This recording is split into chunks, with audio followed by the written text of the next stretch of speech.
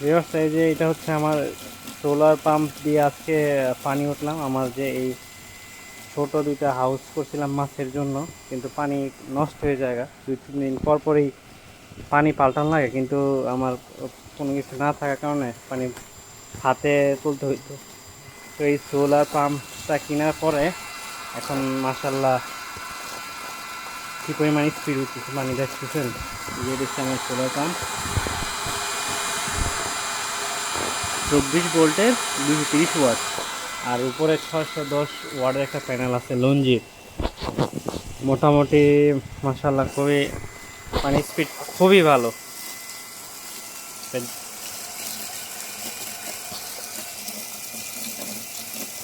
যদি দেখাই, এই যে এই বালতিটা, এই গামলাটা ভরতে কতক্ষণ লাগে দেখেন। এই যে পানির স্পিড বোঝা যাবে না। আর রৌদ্র তেমন নাই, মানে আকাশ মেঘলা, হালকা রোদ আছে, তাতে এই অবস্থা।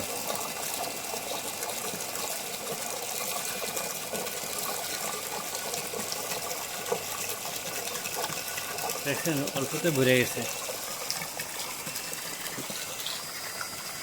একটু রৌদ্র পড়তেছে, যদি আমি আকাশটা একটু দেখাই, আকাশে এই যে আকাশ কিন্তু মেঘলা। হ্যাঁ,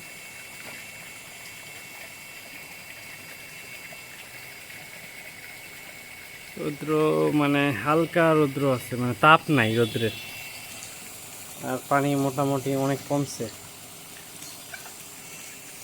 এই যে এইটা অবস্থা এখন খুবই ময়লা হয়ে গেছে, দেখতে গেলে ময়লা, কিন্তু পানি মোটামুটি পরিষ্কার আছে। এগুলো আবার আমি এখানে আমার বাগানে দিতেছি পানি।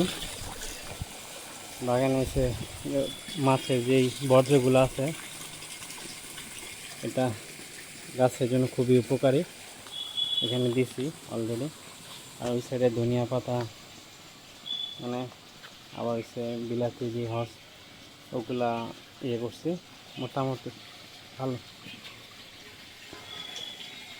আর আমার বাগানে একটা আকর্ষণ হচ্ছে রামবুটান গাছ।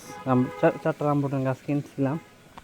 এই যে ভিউয়ার্স, এই যে এটা কিন্তু আপনার ব্ল্যাক স্টোন, এই যে কালো আম, যেটা কালো আম।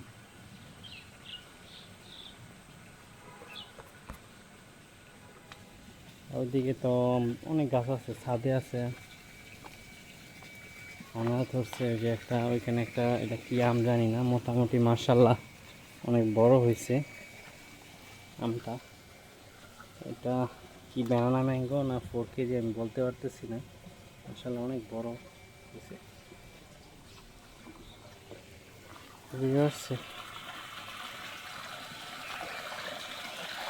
পানির স্পিড তো দেখে এখান থেকে হয়তো মনে হচ্ছে কম, মোবাইলে আসলে তেমন ভালো করে বোঝানো যাচ্ছে না।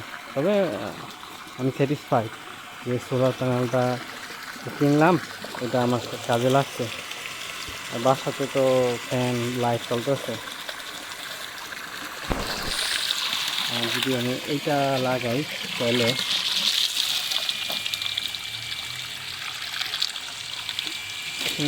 রোদের পাওয়ার কমে গেছে গা।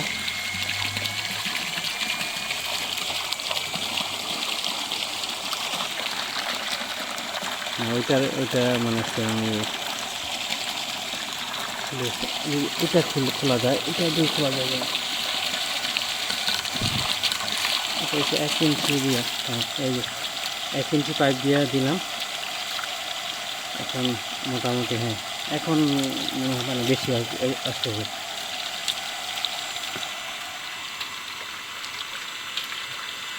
রোদ্রের স্পিড, তাপটা যদি বেশি হইতো তাহলে হয়তো আরও বাড়তো।